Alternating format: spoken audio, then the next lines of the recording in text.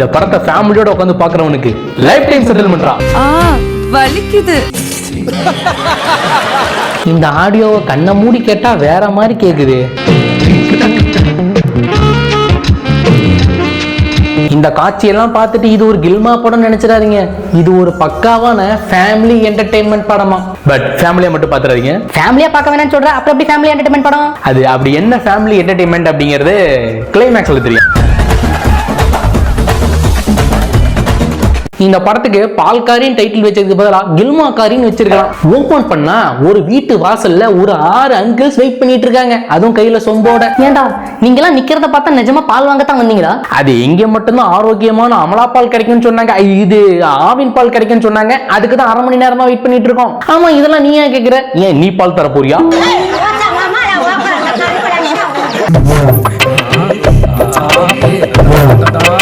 ஓ, இவங்க தான் பால் தர போறாங்களா? பார்த்தாலே தெரிகிறது.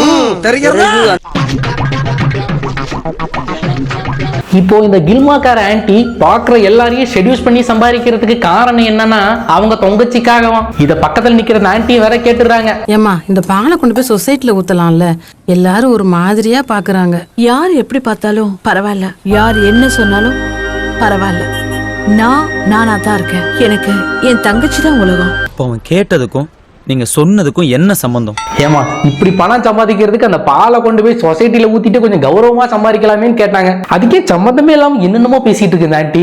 அண்ட் பை த பை, இந்த ஆன்டி தான் இந்த படத்தோட ஈரத்துணி, அதாவது ஹீரோயினி. இந்த ஹீரோயினிக்கு இன்னொரு அக்கா வேற இருக்காங்க.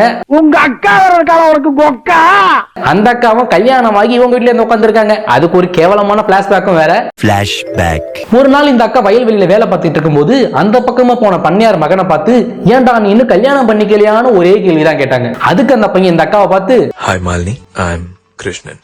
நான் இத சொல்லி ஆகணும், நீ அவ்வளவு அழகு. நான் என்ன அம்பிட்டு அழகாவா இருக்கேன்?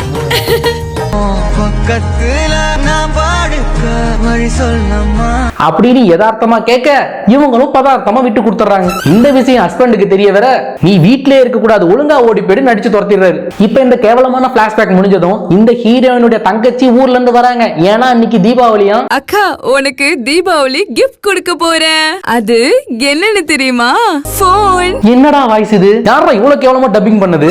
எதுக்குமா? எனக்கு தான் போன் இருக்கே. அது ஆர்டினரி போனுக்கா. நான் நிறைய தடவை போன் பண்ணும்போது நீ எடுக்கவே மாட்டேன்ற. இது கொஞ்சம் நார்மலாவே பேசலாம், பட் இது என்ன வாய்ஸ் மாடுலேஷன் தான் எனக்கு இன்னுமே புரியல. அதாவது இது கியூட்டா பேசுன்னு நாங்களாம் நம்பணும், அதானே? சரி நீ ட்ரெஸ் சேஞ்ச் பண்ணிட்டு வா, என்ன தேய்ச்சி குளிக்கணும். என்னக்கா போக்கா? எதுக்கு என்ன தேய்ச்சி குளிக்கணும்? வேணாம் போக்கா. அது என்னமா அப்படி சொல்லிவிட்ட? திருவள்ளுவர் என்ன சொல்லியிருக்க தெரியுமா? என்ன சொன்னாரு? நன்றி மறப்பது நன்றென்று, தீபாவளி அன்று எண்ணெய் தேய்த்து குளிப்பதே நன்று. அட குறை மாசத்து குறைங்க, இப்ப என்ன உனக்கு என்ன தேய்ச்சி குளிக்கணும் அவ்வளவுதானே? வர. ஆமா, ஒரு நிமிஷம், நீ தான் கல்யாணம் ஆகி கரை சேர்ந்துட்டியே, அப்புறம் என்ன இந்த பக்கம்? சொல்றேம்மா. ஃபிளாஷ்பேக்.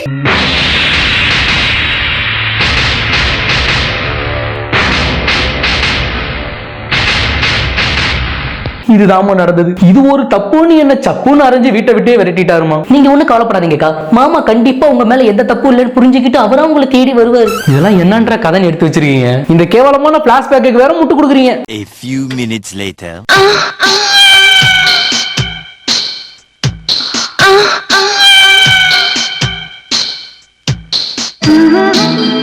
ஓ, இந்த சீனுக்காக தான் இவ்வளவு சீன் போட்டாங்களா? 1 hour later.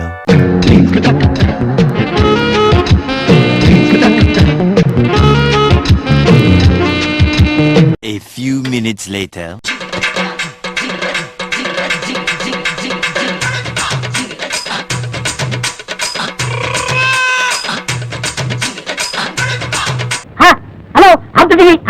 என்னடா தங்கச்சி குளிக்கிறதே 1/2 மணி நேரமா காட்டுறீங்கன்னு பார்த்தா அக்கா குளிக்கிறத வேற 1/4 மணி நேரமா காட்டிட்டு இருக்கீங்க. இப்போ ஒரு வழியா குளிச்சு முடிச்சிட்டு அக்கா தங்கச்சிங்க 3 பேரும் சேர்ந்து தீபாவளியா செலிப்ரேட் பண்ணிட்டு தங்கச்சி ஊருக்கு கிளம்பும் போது ஒரு ட்விஸ்ட்.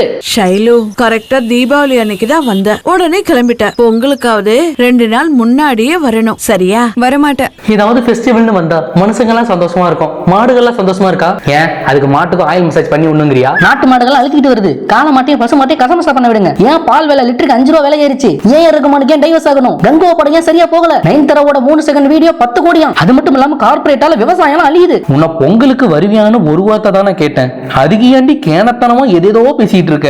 இவங்க இங்க உணர்ச்சி பொங்க பேசுறதெல்லாம் ஒருத்தன் ஒளிஞ்சு நின்று வீடியோ எடுக்கிறான். வீடியோ எடுத்தது மட்டும் இல்லாம கிட்ட வந்து நீங்க பேசுனதெல்லாம் நான் கவனிச்சேன். நாட்டு மாடுகள் ரொம்ப பாவம். ஓ, அப்ப நீங்களும் என்ன மாதிரி தானா? சரி, நான் உங்களுக்கு ஏதாவது உதவி பண்ணணும்னு நினைக்கிறேன். நீங்க சென்னை தானே போறீங்க, வாங்க உங்களை நானே டிராப் பண்றேன். ₹1 கூட தர வேணாம். அக்கா, நான் ஹரி கூட போயிடவா? சரிம்மா. சென்னையில போய் இந்த பொண்ணை இறக்கி விட்டுட்டு அவரு கிளம்பிடுறாரு. திரும்ப செகண்ட் டே வேற 2 பேரும் மீட் பண்றாங்க. ஹாய் ஹரி.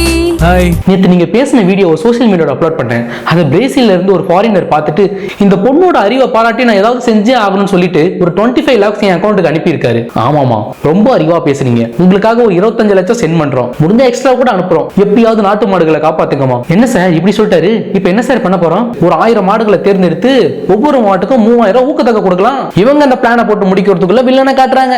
பிஞ்சு பூஜ்ஜிய வச்சுக்கிட்டு ரவுடிங்கிற பிஞ்சு மூஞ்சியா? ஓ, இந்த மங்கூஸ் பொண்ணே தான் வில்லனா? சார், உங்க வாட்ஸ்அப்க்கு ஒரு வீடியோ அனுப்பியிருக்கேன், அதை பாருங்க. அப்படியே Facebookல ஸ்டைலுன்ற ஐடியையும் செக் பண்ணுங்க.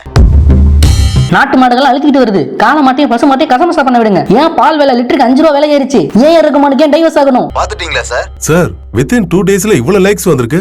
இவரு மட்டும் இல்ல, இவங்க இன்னொரு 2-3 பேர் சேர்ந்து அந்த பொண்ணை எப்படி போட்டு தரலாம்னு பிளான் பண்றாங்க. ஆமா, ஒரு நிமிஷம், இவங்க எல்லாம் யாரு? Corporate criminals. பார்த்தா கவர்மெண்ட் ஹாஸ்பிட்டல்ல கம்ப்யூட்டர் வேலை செய்யறவங்க மாதிரி இருக்கானுங்க. இவனுக்கு தான் கார்ப்பரேட் கிரிமினல்ஸா? இது ஒரு பட்ஜெட் படம்பா, அதனால பட்ஜெட் வில்லன்ஸா பார்த்து கூட்டு வந்திருக்காங்க. இப்போ இவங்க எல்லாம் சேர்ந்து அந்த பொண்ணை போட்டு தள்ள பிளான் பண்றதுக்கு முன்னால அந்த பொண்ணு என்ன பண்றாங்கன்னா 1000 மாடுகளை தேர்ந்தெடுத்து 3000 ஊக்கத்தொகை கொடுத்து முடிச்சிடுறாங்க. பாத்தீங்களா ப்ரோ, அந்த பெரியவருக்கு வெறும் 90 வயசு தான் ஆகுது. ஆனா ஆக்டிவாவே நடக்க மாட்டாரு. அவர் தோல்லாம் சுருங்கிடுச்சு. விவசாயிங்க எல்லாம் பாவம் ப்ரோ. ஏமா, உன்னை தெரியாம வீடியோ எடுத்து வைரல் ஆக்கிட்டேன், தயவு செஞ்சு என்ன விட்டுருமா, நான் இதோட ஓடிடுறேன்னு சொல்லிட்டு அவரும் வெளிநாட்டுக்கு ஓடிடுறாரு. இப்போ இந்த பொண்ணுக்கு ஒரு கால் வருது. ஏமா, உன்னோட வீடியோவை நாங்க சோசியல் மீடியால பார்த்தோம், உன் சேவையை பாராட்டி ஒரு 30 கோடி ரூபா டொனேஷன் தரலான்னு இருக்கோம், கொஞ்சம் நேர்ல வரியான்னு சொல்லி எவனோ ஒருத்தன் கால் பண்ண இந்த பொண்ணு உடனே கிளம்பி போயிடுது. இந்த விஷயத்தை ஹீரோயின் கிட்ட சொல்ல ஹீரோயினியும் நீ வீடியோ கால் பண்ணி போனை பாக்கெட்லயே வச்சுக்கோ, அங்க என்ன நடக்குதுன்னு நான் லைவா பார்க்கணும் அப்படிங்கிறாங்க. எதுக்கு? அப்பதானே ஏட கூடமா ஏதாவது நடந்தா நான் உடனே அதை காப்பாற்ற முடியும். மூதேவி, நீ இருக்கிறது திருவண்ணாமலை பக்கத்துல, நான் இருக்கிறது சென்னையில. எப்படி உடனே வந்து காப்பாத்துவேன்? ஐயோ, அதை யோசிக்கலையே. சரி இரு, எதுக்கும் வீடியோ கால் பண்ணி பாக்கெட்ல வைக்கிறேன், என்ன நடக்குது நீயே பாரு அப்படின்னு சொல்லிட்டு அந்த பொண்ணு அந்த வீட்டுக்குள்ள போகுது. போன பொண்ணை பால்ல மயக்க மருந்து கலந்து உட்கார வச்சு வில்லன்ஸ் எல்லாம் முன்னால வந்து நின்னு பஞ்சரலாக் பேசுறானுங்க. என்ன மயக்கமா? மேல பறக்குற மாதிரி இருக்கா? ஆமா சார், அந்த மாதிரி தான் இருக்கு. மாதிரிலாம் இல்ல, நீ மேலதான் போக போற. ஆளை பார்த்தா டம்மி பீஸா இருக்க, பயங்கரமான ஆளா இருக்கேடா.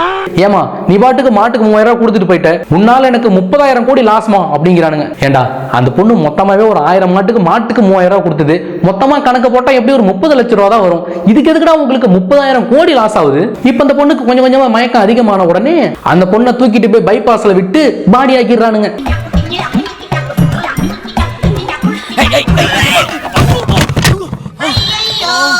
இப்ப எப்படியாவது தங்கச்சியை கொன்னவங்களை பழி வாங்குறதுக்காக 2 அக்காவும் கிளம்பிடுறாங்க. அதுல ஒரு அக்காவான ஹீரோயினி என்ன பண்றாங்கன்னா அந்த வீட்டுக்கே வேலை கேட்டு போறாங்க. உடனே அவங்களும் வேலை போட்டு கொடுத்துறாங்க. அந்த இடத்துல போடுறாங்க இன்டர்மிஷன். இப்போ இதுக்கப்புறமா இவங்க எல்லாரும் அசர்ற நேரமா பார்த்து பால்ல பாய்சனை கலந்து கொடுத்து எல்லாரையும் காலி பண்ணுவாங்கன்னு பார்த்தா அதெல்லாம் முடியாது. நான் வேற ஒரு முக்கியமான பிளான் வச்சிருக்கேன்னு சொல்லிட்டு இவங்க தனியா ஒரு பிளான போடுறாங்க. என்ன பிளான்னா, அந்த வில்லனோட பையன் இருக்கிறார் பாத்தீங்களா, அவர் வந்து காலேஜ் ஃபர்ஸ்ட் இயர் படிச்சிட்டு இருக்கிறாராமா. அவரை கொஞ்சம் கொஞ்சமா செடியூஸ் பண்ணி அவரை மயக்கி அவரு கூடயும் கஷ்டமோஷா பண்றாங்க.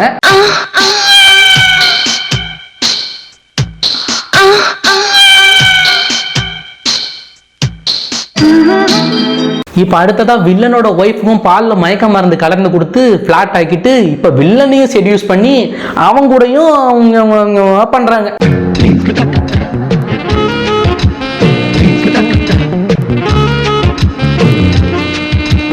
ஓ, இதுக்கு பேர் தான் பழி வாங்குறதா?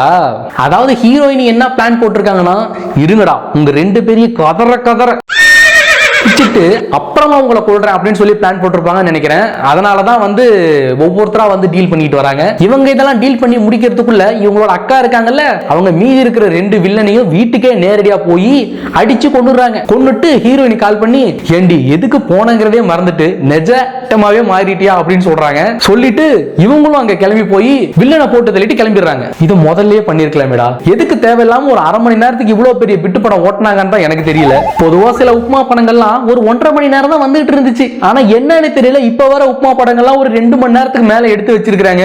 அதுவும் இந்த படம் 2 மணி நேரம் 7 நிமிஷம் வேற வருது. இந்த படத்தை நேத்து ஃபுல்லா பார்த்து முடிக்கிறதுக்குள்ள எமன் சார் செல்லுல இருந்து 3 நோட்டிபிகேஷன் வந்துருச்சு. இந்த மாதிரி படங்கள்லாம் பார்த்து உசுர பறி கொடுக்காம நம்ம சேனல்ல போடுற வீடியோ பார்த்து உசுர காப்பாத்திட்டு வீடியோ போய் சேருங்கடா பாய்ஸ் அண்ட் கேர்ள்ஸ். அண்ட் இத்துடன் நானும் விடைபெறுகிறேன். இந்த வீடியோ உங்களுக்கு பிடிச்சிருந்ததுனால லைக் பண்ணிக்கோங்க.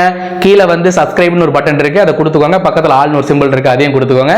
திரும்ப இதே போல இன்னொரு இன்ட்ரெஸ்டிங் வீடியோட எல்லாரையும் சந்திக்கிறேன். This is Vijayakumar signing off. By.